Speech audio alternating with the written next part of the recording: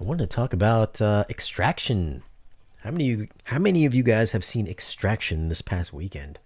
Anyways, we're talking about Chris Hemsworth channeling his inner John Wick.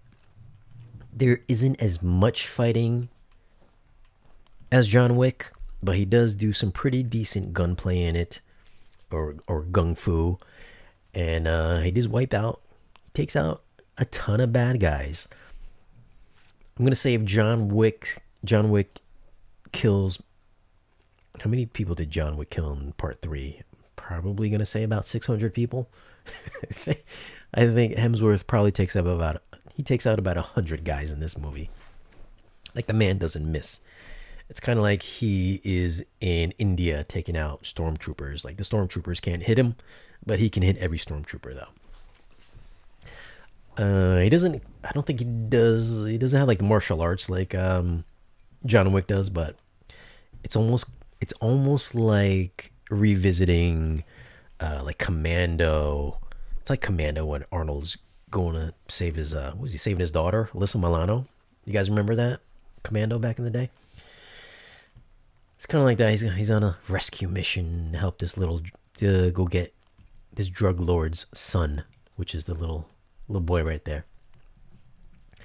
And I don't want to give away the plot of the movie, but the plot of the movie is pretty easy to figure out from right from the jump. You know what's going on. Hemsworth is a down and out dude. Why is he down and out? Probably because he had something drastic happen in his life. And he's part of an elite squad of military men. And he has one job to go in and rescue this kid because he's going to get paid a couple $1 million. But then something happens where now he can't get the kid.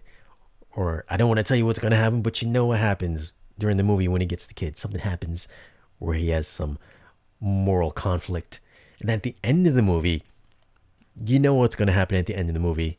But then there's a twist at the end of the movie, which you know the twist. So it's very kind of like a by the books action flick.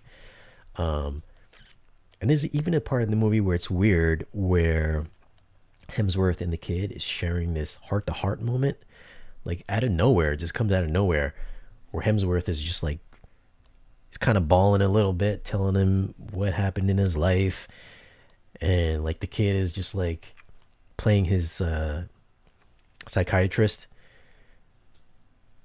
Such an odd moment for this movie. It's like one of those good bad movies. Um, and what's up with and like he's like too handsome to be a badass action star or something. I don't know. He just looks too handsome. But I still bought it. I liked it. I enjoyed it. It's a good quarantine movie. You're not gonna be disappointed in it, I don't think. You got to go into it just thinking like it's a made for Netflix movie. Some of the CG in it is very questionable. Some of the explosions were questionable. Just look like fake. But it's still a good movie though. Again, very predictable movie. Very, very predictable movie. You knew where it was gonna go. The second a new scene would start, you knew what was gonna happen. Um, the action parts, fantastic action parts. Again, the same as I would say John Wick levels of action for me. I thought it was like John Wick levels of action. Good choreograph, action scenes, good camera work. I think there's a couple shots where he's like in the car and it's like panning between him driving and what's happening in the car. And it kind of like pans around to what's happening behind him. Good tracking shots. Overall, good movie. I think it's a good movie. I think I've read some comments where people just like hate the movie, but I thought it was enjoyable. And it's on Netflix. If you got Netflix, it's a must watch. It is in Dolby Vision. It's in Dolby Atmos. Sound wise, I think I've only heard couple of moments where something would happen up top. I did have some issues where sound would I would get sound that would be in the front speakers, but then it would be matching in the side. Every once in a while I would get that when I was watching this. Maybe it was probably just my stream, but it would be kind of weird, and it would just kind of, the sound would jump around from from side speaker to front speaker occasionally. I think it only happened like 3 times, but it was kind of weird though. But there wasn't like a ton of Atmos effects in it, honestly. And as far as like the Dolby Vision HDR, some good highlights. It's a clean movie. I'm pretty sure it was shot digitally. I didn't notice any like film grain or anything like that. There were some shots that were kind of like, you could tell it was shot digitally. It was like very clean. It almost had that black hat look to it, where Michael Mann shoots certain shots where it almost kind of looks like it's a high frame rate. I think I did notice that a couple of times where it would just look a little extra clean from the rest of the movie.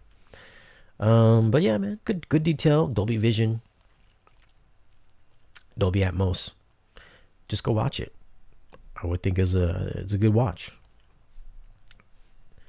So that's it for Extraction. That's my Extraction review.